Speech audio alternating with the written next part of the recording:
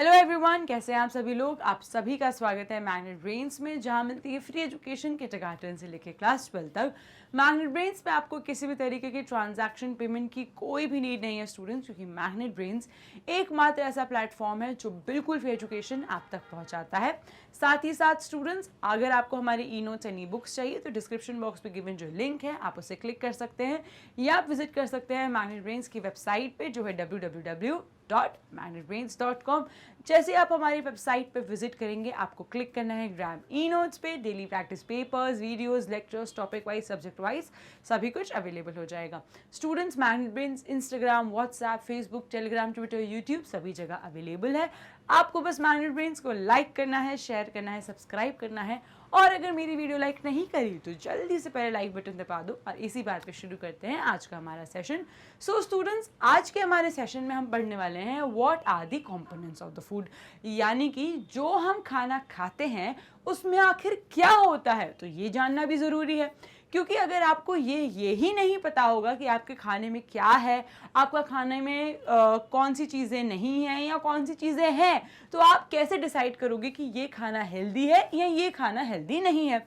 तो आपको components of the food जानना बहुत ज़रूरी है। अगर मैं एग्जांपल लूँ एक एप्पल का, तो अगर आपको ये नहीं पता कि एप्पल के अंदर क्या है, एप्पल क्यों कहते हैं कि an apple a day keeps the doctor away, तो कुछ तो होगा एप्पल में, कुछ तो कंपोनेंट होगा एप्पल में जिसकी वजह से उसको कहा जाता है कि एक एप्पल खाना रोज बहुत ज़्यादा ज़रूरी है।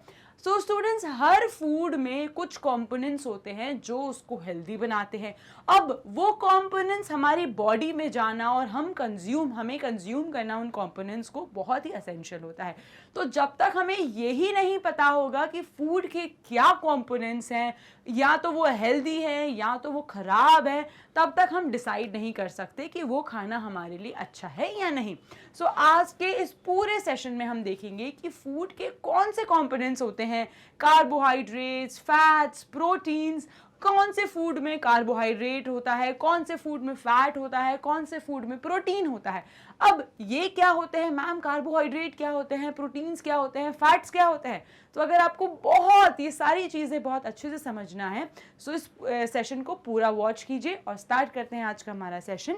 अब स्टूडेंट, सबसे पहले हम देखते हैं मेदू एंड मिष्टी के बारे में। सो मेदू एंड मिष्टी विजिट करते हैं हमारे अपने स्कूल का फेस्टिवल जो था ट्रेडिशनल फूड फेस्टिवल, एंड उस साल के ट्रेडिशनल फूड फेस्टिवल की एक थीम थी, वो थी eat healthy and live healthy. इसका मतलब अगर अच्छा खाना खाओगे, हेल्दी खाना खाओगे तो आपकी ज़िंदगी हेल्दी गुजरेगी। गंदा खाना खाओगे, जंक खाओगे, बर्गर खाओगे, पिज़्ज़ा खाओगे, मैगी खाओगे, तो बिल्कुल अनहेल्दी खाना खा रहे हो, यानी कि आपकी लाइफ भी अनहेल्दी रहेगी। सो स्टूडेंट्स, इस जो कह सकते हो थीम है, इसका अपनी लाइफ में एक बहुत ही ज़्यादा इम्पोर्टेंस है, क्योंकि अगर हम अनहेल्दी खाना खाएंगे तो हमें प्रॉब्लम्स होंगी, बीमारियां होंगी, और हमारी लाइफ जो है वो बहुत ही प्रॉब्लमैटिक होगी। लेकिन उसके ही ऑपोजिट साइड, अगर हम बहुत अच्छा खाना खाएंगे, हम सुबह उठ के मिल्क पिएंगे, फ्रूट्स खाएंगे, ग्रीन लीफी वेजिटेबल्स खाएंगे, और फिर अच्छे से प्रॉपर मील लेंगे, सो क्या हुआ, हमने हेल्दी खाना खाया तो हमें बीमारियां नहीं होंगी, यानी कि हमारी जो लाइफ होगी वो हेल्दी गुजरेगी। इसीलिए इस मोटो को, इसको अपने दिमाग में बिठा ले कि अगर हम हेल्दी खाना खाएंगे तो हमारी जो लाइफ होगी वो हेल्दी रहेगी। ठीक है, चलिए। सो ये आप इमेज देख सकते हैं, ये ट्रेडिशनल फूड फेस्टिवल है। अगर आप देख सकते हैं तो इस फेस्टिवल की थीम लिखी गई है यहाँ पे, ईट हेल्दी लिव हेल्दी, अच्छा खाना खाओ तो अच्छी ज़िंदगी गुजरेगी। अब स्टूडेंट्स, आप एक और चीज़ नोटिस करिए, यहाँ पे अलग अलग स्टॉल्स बने हुए हैं, जहाँ पे एक जगह लिखा है राजस्थानी फूड, फिर लिखा है गुजराती फूड, और फिर लिखा है आसामीज़ फूड। ठीक है, चलो अब आगे देखते हैं। The festival features various stalls displaying different kinds of traditional dishes. अब हमने क्या देखा था कि वहाँ पे अलग अलग ट्रेडिशनल डिशेस के अलग अलग स्टॉल्स थे।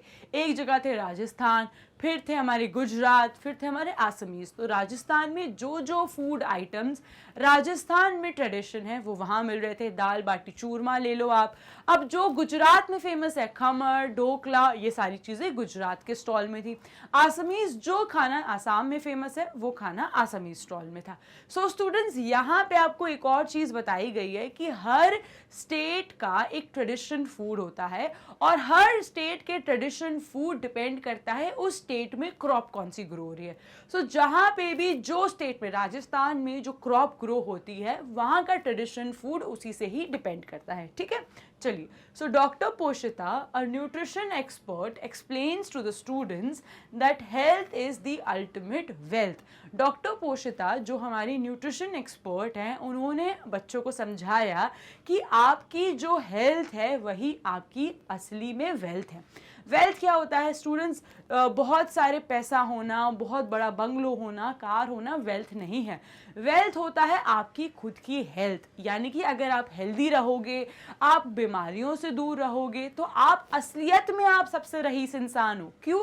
क्योंकि आपकी जो हेल्थ है वही आपको काम आएगी। ये जो सारी चीज़ें हैं ये सारी मटीरियलिस्टिक चीज़ें हैं, लेकिन सच में जो इम्पॉर्टेंट चीज़ होगी वो होगी आपकी हेल्थ। तो डॉक्टर पोशिता ने बच्चों को एक्सप्लेन करा कि health is the ultimate wealth. हम देखते हैं ना कि बड़ी बड़ी कार्स होनी चाहिए, ये होना चाहिए, ये और भी बहुत सारी चीज़ें हैं, बड़ी टीवी होने चाहिए, बड़ी बंगलोज होने चाहिए, लेकिन हम ध्यान नहीं देते कि हमारी हेल्थ इम्पॉर्टेंट है या नहीं।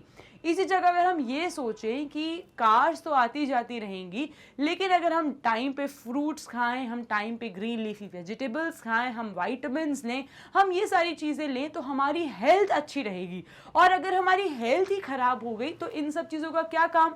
अगर इमेजिन करो आपकी हेल्थ ही सही नहीं है तो आप बड़ी कार का, बड़े बंगलों का क्या करोगे?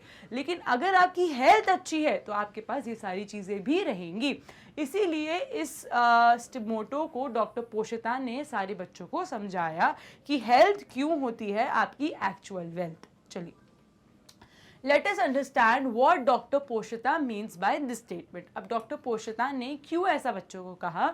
सो इसके लिए मेरे पास आपके लिए बहुत ही सिंपल सा सवाल है, that have you ever missed a meal? आपने कभी अपना कोई भी मील मिस करी है? फॉर एग्जाम्पल, आप खेलने जा रहे हो, लेकिन खेलने जाने से पहले आपने लंच स्किप कर दिया, ठीक है, तो आपको क्या होगा? आप इमेजिन करो कि आप खेलने चले गए शाम में और आपने लंच नहीं खाया, आपने लंच को स्किप करके बाहर खेलने चले गए। आप नोटिस करोगे कि आप बहुत ही ज़्यादा थके हुए फील करते हो, यू फील वेरी टायर्ड, बिल्कुल भी एनर्जी नहीं होती, बहुत ही ज़्यादा प्यास लगती है और कभी कभार तो चक्कर भी आ जाते हैं। सो स्टूडेंट्स, क्यों हुआ ऐसा? क्योंकि आपके मील में क्या था? आपके मील में कार्बोहाइड्रेट था। अगर आपने कार्बोहाइड्रेट ही नहीं लिया तो क्या होगा? आपकी बॉडी एनर्जी कैसे बनाएगी? यानी कि इसका मतलब है जो खाना हम खाते हैं वो हमें एनर्जी देता है ताकि हम खेल पाएं, पढ़ पाएं, लिख पाएं, भाग पाएं, दौड़ पाएं। सो खाना इतना इम्पॉर्टेंट है। अगर आपने खाना ही स्किप कर दिया, मील स्किप कर दी, तो आपकी बॉडी में एनर्जी ही नहीं होगी, आपको बहुत थकावट फील होगी, आपको चक्कर भी आ सकते हैं, आप बहुत सारे कह सकते हो कुछ भी एक्टिविटी परफॉर्म नहीं कर पाओगे। तो ये सब क्यों हुआ? क्योंकि आपने मील को स्किप करा। सो स्टूडेंट्स, ऐसा कहा जाता है कि जो भी हम खाना खाते हैं, जो भी हम फूड खाते हैं, वो सोर्स में रिच होता है फैट्स, कार्बोहाइड्रेट, प्रोटीन का, और ये सारी चीज़ें क्या होती हैं? इंपॉर्टेंट होती हैं हमारी बॉडी में एनर्जी प्रोड्यूस करने के लिए, और वो एनर्जी को यूटिलाइज करके हम सारी एक्टिविटीज़ परफॉर्म कर पाते हैं। So glucose, water during every meal is very important to keep us energetic. ठीक है, now glucose provides us instant energy, और ग्लूकोज हमारी बॉडी में बहुत ज़रूरी रहता है इंस्टेंट एनर्जी प्रोवाइड करने में। फॉर एग्जांपल, अगर आपको दौड़ना है, भागना है, तो आपकी बॉडी तुरंत ग्लूकोज का इस्तेमाल करेगी और आपको एनर्जी प्रोवाइड करेगी। तो ये स्टेटमेंट को याद रखना है कि ग्लूकोज जो रहता है वो क्या होता है, glucose is a form of a carbohydrate. तो कार्बोहाइड्रेट जो रहते हैं वो आपको इंस्टेंट एनर्जी प्रोवाइड करते हैं, यानी कि अगर आपको तुरंत में भागना है, पढ़ाई करना है, लिखना है, तो आपकी बॉडी क्या यूटिलाइज करेगी, ग्लूकोज को यूटिलाइज करेगी, और ग्लूकोज आपकी बॉडी में एनर्जी प्रोवाइड करेगा। So glucose is an example of a carbohydrate. तो ग्लूकोज क्या है, ग्लूकोज एक कार्बोहाइड्रेट रहता है, और carbohydrate are one of the primary source of energy in our diet. और कार्बोहाइड्रेट जो रहते हैं इसीलिए हमारी डाइट में प्राइमरी सोर्स होने चाहिए। क्यों, क्योंकि कार्बोहाइड्रेट से हमें इंस्टेंट एनर्जी मिलती है। ठीक है, नाउ सीरियल्स लाइक व्हीट। अब कार्बोहाइड्रेट्स कौन से सीरियल्स में रहता है ये याद रखना बहुत ज़रूरी है, क्योंकि ये एग्जाम्पल्स आपको बाय हार्ट याद होने चाहिए। तो जैसे कि व्हीट हो गई, जो आप चपाती खाते हो आटे की बनी हुई, उसमें कार्बोहाइड्रेट रहता है। जो आप राइस खाते हो, चावल खाते हो, उसमें कार्बोहाइड्रेट रहता है। जो मेज रहता है उसमें कार्बोहाइड्रेट रहता है। वेजिटेबल्स लाइक पोटैटो, आलू हो गए, स्वीट पोटैटो हो गए, ठीक है, मीठे आलू हो गए। फ्रूट्स लाइक बनाना हो गया, पाइनएप्पल हो गया, मैंगो हो गया, ये सारे क्या हैं, these all are sources of carbohydrates. तो ये आपको याद रखना चाहिए कि कार्बोहाइड्रेट्स के कौन कौन से सोर्सेज होते हैं। सो कौन से हैं, wheat, rice, maize, potato, sweet potato, और fruits like banana, pineapple and mango are the sources of carbohydrates. ठीक है, चलिए नाउ यहाँ पे आप देख सकते हैं पोटैटो, शुगर केन, बनाना, पाइनएप्पल, मैंगो, मेज, बाजरा, राइस, स्वीट पोटैटो, ये सारे ही फूड सोर्सेज जो हैं these all are rich in carbohydrates. और कार्बोहाइड्रेट्स क्या होते हैं, कार्बोहाइड्रेट्स का जो फॉर्म है ग्लूकोज, ग्लूकोज हमें इंस्टेंट एनर्जी प्रोवाइड करता है। और ग्लूकोज क्या होता है, बहुत ही ज़रूरी रहता है हमारी बॉडी में एनर्जी और तुरंत फास्ट एक्टिविटीज़ परफॉर्म करने के लिए। और हमारी बॉडी को जब इंस्टेंट एनर्जी चाहिए तो ग्लूकोज होना बहुत ज़रूरी होता है। ठीक है, सो glucose is an example of carbohydrate. और कार्बोहाइड्रेट्स आपको कहाँ कहाँ मिलेगा, आपको मिलता है पोटैटो में, शुगर केन में, बनाना में, पाइनएप्पल में, मैंगो, मेज, बाजरा, राइस, स्वीट पोटैटो। ठीक है, तो ये सारे एग्जाम्पल्स आपको याद होने चाहिए। ओके, चलिए now why do you think we prefer to have laddus as a part of our traditional diet in winters? अब आप सोच रहे होगे कि यहाँ पे क्या है, एकदम शुद्ध घी में बने हुए लड्डू। अब ये जो लड्डू होते हैं ये आप नोटिस करते हुए कि आपके घर में दादी नानी आपको विंटर्स में ऐसे घी वाले लड्डू देती हैं और कहती है कि विंटर्स में ये घी वाले लड्डू खाना चाहिए, ज़रूर होता होगा ऐसा। ठीक है, सो बेसन और व्हीट फ्लावर, आटे और बेसन के बने रहते हैं ये लड्डू, और इनमें घी होता है। ठीक है, इनमें घी होता है, और साथ ही साथ इनमें कई सारे कैशूज, एडिबल गम, गोंद, नट्स एंड सीड्स भी रहते हैं। सो स्टूडेंट्स, घी और वेरियस काइंड ऑफ ऑयल्स, ये जो सारी चीज़ें हैं ये क्या है, घी और सारे वेजिटेबल ऑयल्स, इनमें क्या प्रेजेंट रहता है, फैट। तो फैट क्या होते हैं, fat is a kind of food components जो किस में रहता है, घी में और सारे ऑयल्स में। तो जो फैट रहता है ना स्टूडेंट्स, ये आपकी बॉडी में स्टोर्ड रहता है। क्या रहता है, फैट आपकी बॉडी में स्टोर्ड रहता है, और फैट आपको, ये स्टोर्ड फैट जो रहता है ये आपको एनर्जी प्रोवाइड करता है। जैसे कि ग्लूकोज आपको इंस्टेंट एनर्जी प्रोवाइड करता है, वैसे ये फैट्स आपकी बॉडी में स्टोर हो जाते हैं और फिर ये धीरे धीरे आपको एनर्जी प्रोवाइड करते हैं। ठीक है, चलिए सो यहाँ पे ये जो बच्चा है ये आप ही की तरह एक बच्चा है, और ये बताता है कि हाँ, मेरी जो ग्रैंड माँ है उन्होंने मुझे बताया था कि लड्डू जो रिच होते हैं घी एंड नट्स में, वो हमें एनर्जी भी प्रोवाइड करते हैं, और क्योंकि वो हमारी बॉडी में जो फैट है ये स्टोर हो जाता है, इसीलिए हमारी बॉडी को गर्मी भी प्रोवाइड करते हैं विंटर्स में। तो इसीलिए फैट वाले जो फैट रिच लड्डूज होते हैं जो घी से बने रहते हैं, इनको हम विंटर्स में खाते हैं। क्यों स्टूडेंट्स, क्योंकि विंटर्स में ये हमें एनर्जी प्रोवाइड करते हैं, साथ ही साथ ये जो स्टोर फैट रहता है ये हमें गर्मी भी प्रोवाइड करेगा विंटर्स में। ठीक है, चलिए now source of fats can be from plants and animals. अब फैट जो है वो दोनों ही सोर्सेज से मिल सकता है। कई बार हमें प्लांट सोर्सेज से भी फैट मिलता है, एनिमल सोर्सेज से भी फैट मिलता है। सो नट्स हो गए, जो आप कैशू नट्स खाते हैं, सारे ड्राई फ्रूट्स हैं, उनमें फैट्स रहता है, such as ground nut, walnut, अखरोट हो गए, ग्राउंड नट हो गया, कोकोनट हो गए जो आप नारियल पानी पीते हैं, आलमंड्स हो गए जो आप बादाम खाते हैं, seeds such as pumpkin seeds, आपने नोटिस करा होगा कि आपके घर में आपकी मदर्स पम्पकिन सीड्स ड्राई करके आपको खिलाती हैं। वो जो रहते हैं पम्पकिन सीड्स वो रिच होते हैं फैट्स में। And sunflower seeds, sunflower oil भी हम कंज्यूम करते हैं, सनफ्लावर के सीड्स भी हम कंज्यूम करते हैं। ये सारे जो सोर्सेज हैं these all are rich in fats. और फैट्स जो रहते हैं is a source of stored energy, यानी कि फैट हमारी बॉडी में स्टोर हो जाता है और फिर वो धीरे धीरे जब भी रिक्वायर्ड होता है हमें एनर्जी प्रोवाइड करता है। ठीक है, सो ये आपको याद रखना है क्या कि फैट हमारी बॉडी में स्टोर्ड होता है और वो हमें स्टोर्ड एनर्जी प्रोवाइड करता है। दूसरा, फैट्स कहाँ कहाँ पे रहता है, कौन से फूड सोर्सेज में रहता है, तो नट्स में रहता है जैसे कि ground nuts, walnuts, coconuts, almonds. Seeds में रहता है जैसे पम्पकिन सीड्स, सनफ्लावर सीड्स। और ये सारे जो सोर्सेज हैं, घी हो गए, ऑयल्स हो गए, ये सारे सोर्सेज क्या हैं, these all are sources of fats. ठीक है, तो देख सकते हैं आप, बटर हो गया, sunflower seed, walnut, ground nut, soybean, sesame seeds, cashew nuts, almonds, curd, ये सारे ही सोर्सेज किसके हैं, फैट्स के सारे सोर्सेज हैं। ओके, चलिए। Now, carbohydrates and fats provide us energy performing various activity. अब साथ में जो कार्बोहाइड्रेट है और फैट है ये दोनों मिलके हमें एनर्जी प्रोवाइड करते हैं ताकि हम हर अपनी नॉर्मल एक्टिविटी कर पाएं। अगर आप मुझे अभी सुन रहे हैं, नोट्स बना पा रहे हैं, तो आप क्यों करें, क्योंकि आपकी बॉडी में एनर्जी है। और एनर्जी कहाँ से आई, एनर्जी आई आपके फूड से। और आपके फूड में क्या था, आपके फूड में कार्बोहाइड्रेट और फैट्स थे जिसने आपको एनर्जी प्रोवाइड करी ताकि आप अभी मैम का सेशन सुन पाएं, दिमाग लगा पाएं, समझ पाएं और लर्न कर पाएं। ठीक है, चलो, therefore they are called as energy giving foods।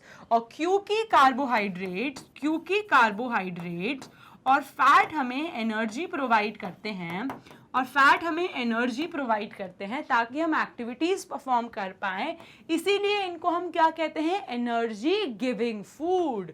इसीलिए इनको हम कहते हैं एनर्जी गिविंग सोर्सेज भी कह सकते हैं, energy giving foods. Is that clear?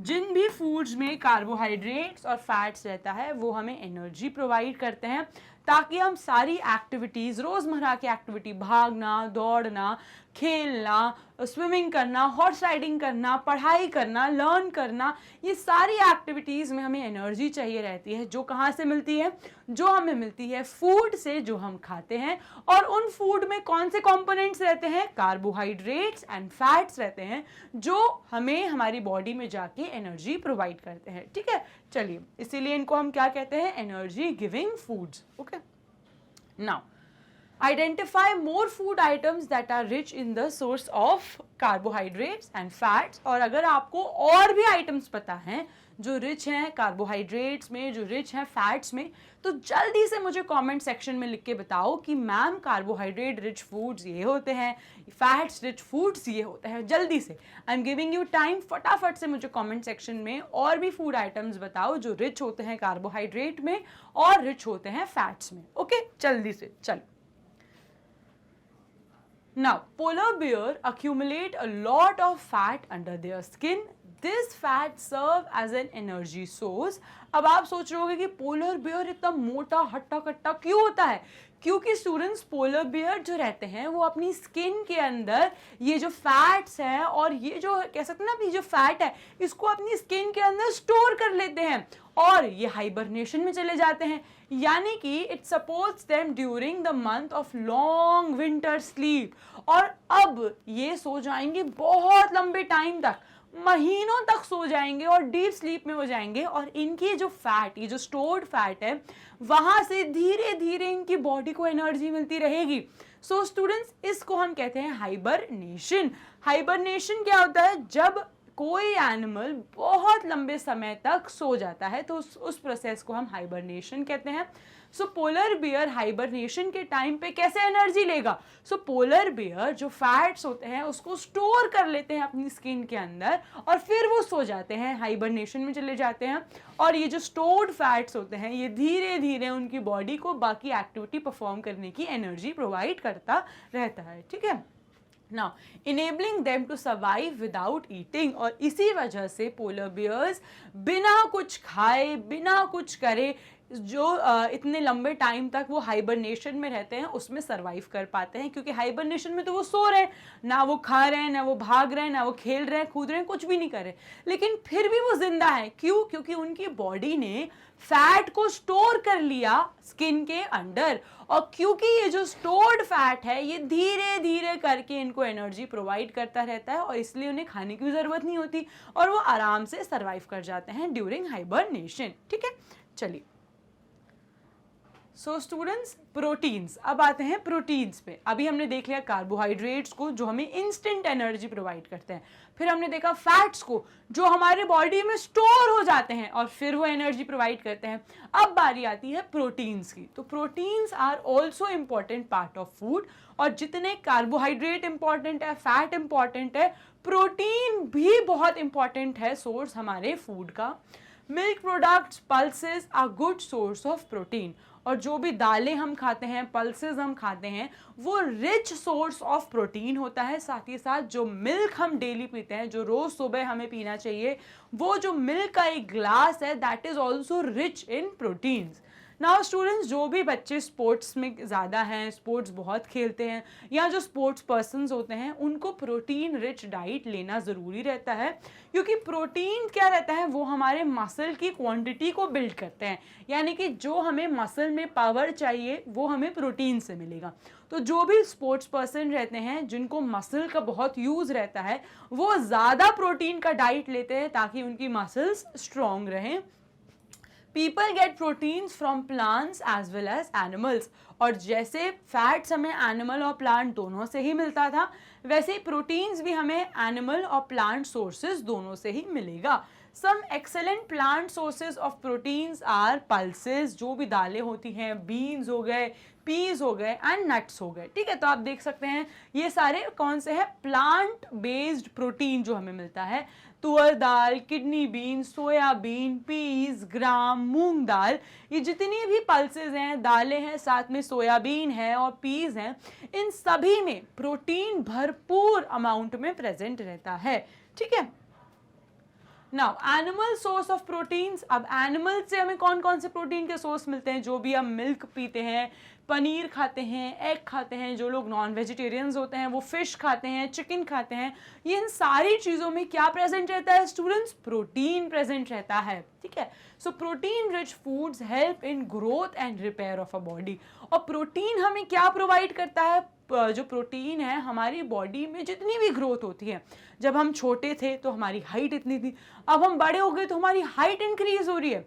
अब क्योंकि हम बड़े हो रहे हैं तो हाइट के साथ मेटाबॉलिज्म बढ़ रहा है, हमारा माइंड शार्प होता है, तो जो भी ग्रोथ से रिलेटेड सारी चीज़ें हैं वो हमारी बॉडी में प्रोटीन की मदद से होती है। इसीलिए कहते हैं ना कि प्रोटीन अच्छा, अभी आप ग्रोइंग फेज में हैं, यानी कि अभी आपकी बॉडी बहुत ग्रो कर रही है, जल्दी ग्रो कर रही है, और जब भी आपकी बॉडी ग्रो करती है तो उसको चाहिए एनर्जी। वो एनर्जी उसको कहाँ से मिलेगी? प्रोटीन से मिलेगी। इसीलिए जब भी हम ग्रोइंग एज में होते हैं और हमारी बॉडी को नीड क्या होती है? प्रोटीन की, तो उस टाइम पे हमें प्रोटीन रिच फूड खाना चाहिए।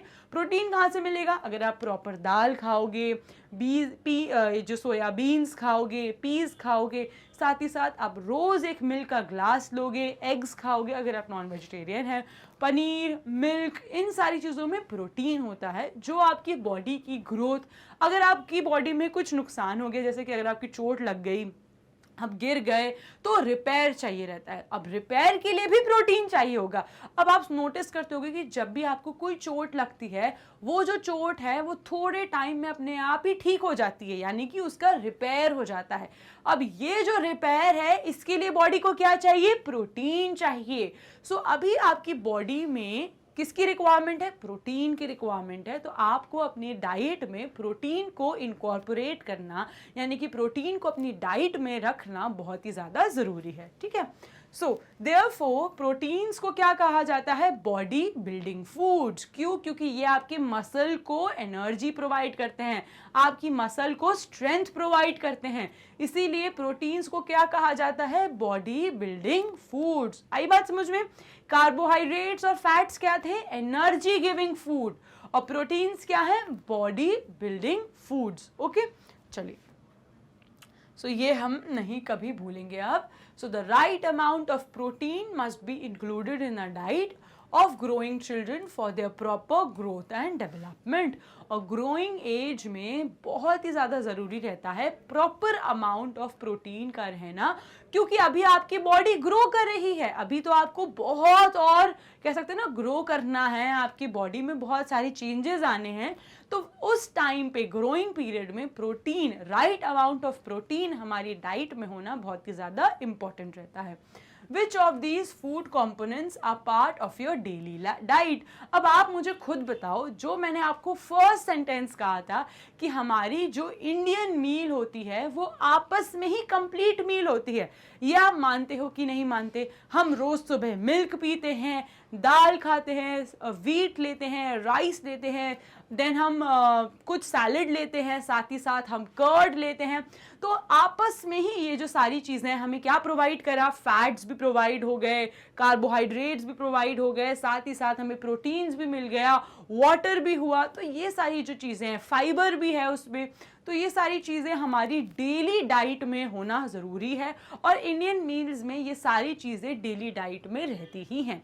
और अगर इसके अलावा भी आपकी कुछ डेली डाइट में इम्पॉर्टेंट चीज़ें हैं जो रिच हैं कार्बोहाइड्रेट में, फैट्स में, प्रोटीन में, तो आप मुझे बता सकते हैं। कमेंट सेक्शन में आप लिख सकते हैं कि ये फूड आइटम आप इस टाइम इस मील में कंज्यूम करते हैं और ये फूड आइटम इस कॉम्पोनेंट में रिच है, ठीक है। तो जल्दी से मुझे कमेंट सेक्शन में बताइए कि आपकी डाइट में कौन सा फूड आइटम रहता है और वो फूड आइटम कौन से कंपोनेंट में रिच है। जल्दी से, कम ऑन, जल्दी से। I am giving you 20 seconds, फटाफट right in the comment section कि आपके फूड आइटम में कौन सा कंपोनेंट प्रेजेंट रहता है, और आपको आपके जो हो सकता है अलग अलग बच्चों के अलग अलग फूड आइटम्स हो, क्योंकि अलग अलग स्टेट से आप बिलोंग करते हैं, तो आप मुझे बता सकते हैं कमेंट सेक्शन में लिख के। Okay students, so have you ever seen mushrooms? अब आपने कभी मशरूम्स देखे हैं? कुछ इस तरीके से दिखते हैं, और हो सकता है आपने ये खाए भी हो। तो मैं स्टूडेंट्स आपको ये बात बता दूं कि ये जो मशरूम्स हैं, जो एडिबल मशरूम्स हैं, यानी कि ऐसे मशरूम्स जो हम खा पाते हैं, वो वाले मशरूम्स नहीं जो हमारे गार्डन्स में, घरों में उग जाते हैं, वो मशरूम नहीं। एक एडिबल मशरूम्स होते हैं जो हम खा सकते हैं, जो मार्केट में मिलते हैं, जो किसी भी सुपरमार्केट में आप चले जाएं तो आपको मिल जाएंगे। ये जो मशरूम होते हैं ये रिच होते हैं सोर्सेज ऑफ प्रोटीन्स। सो अगर आप एडिबल मशरूम्स खाएंगे तो they are good source of proteins, ठीक है। चलो, सो स्टूडेंट्स, आई होप आपने कमेंट सेक्शन में लास्ट क्वेश्चन का आंसर लिख दिया होगा कि आपकी डाइट में कौन कौन से फूड आइटम्स प्रेजेंट है और वो फूड आइटम्स कौन से कंपोनेंट में रिच है। अगर नहीं लिखा तो वेट किसका कर रहे हो? जल्दी से पहले कमेंट सेक्शन में लिखो, फटाफट। लिख लिया? चलो, very good. So students, magnet brains ऐसे ही हाई क्वालिटी एजुकेशन आपको प्रोवाइड करता है, साथ ही साथ फ्री, एकदम फ्री ऑफ कॉस्ट, कोई भी पेमेंट ट्रांजैक्शन की नीड नहीं है। आपको e notes and e books भी मिल जाएंगे। डिस्क्रिप्शन बॉक्स पे गिवन जो लिंक है आप उसे क्लिक कर सकते हैं, या आप विजिट कर सकते हैं मैग्नेट ब्रेन्स की वेबसाइट पे जो है www.magnetbrains.com। जैसे ही मैग्नेट ब्रेन्स की वेबसाइट आप विजिट करेंगे, आपको क्लिक करना है इस ग्रैब ई नोट्स को। Daily practice papers, videos, lectures, topic wise, subject wise सभी कुछ आपको मिल जाएगा। हमारे दोनों ही मीडियम्स यूट्यूब पे अवेलेबल हैं, इंग्लिश हिंदी मीडियम दोनों ही। साथ ही साथ CPSE board, Delhi board, Bihar board, UP board, Rajasthan board, MP board के साथ साथ कई और कोर्सेज भी प्रोवाइड किए जाते हैं, जैसे वैदिक maths, crash course and spoken English. हम आपको Instagram, WhatsApp, Facebook, Telegram, Twitter, YouTube सभी जगह मिल जाएंगे। आपको बस मैग्नेट ब्रेन्स को लाइक करना है, शेयर करना है, सब्सक्राइब करना है। एंड स्टूडेंट्स, मेरे नेक्स्ट सेशन के लिए वेट कीजिए। Till then, stay tuned, happy learning and have a nice day.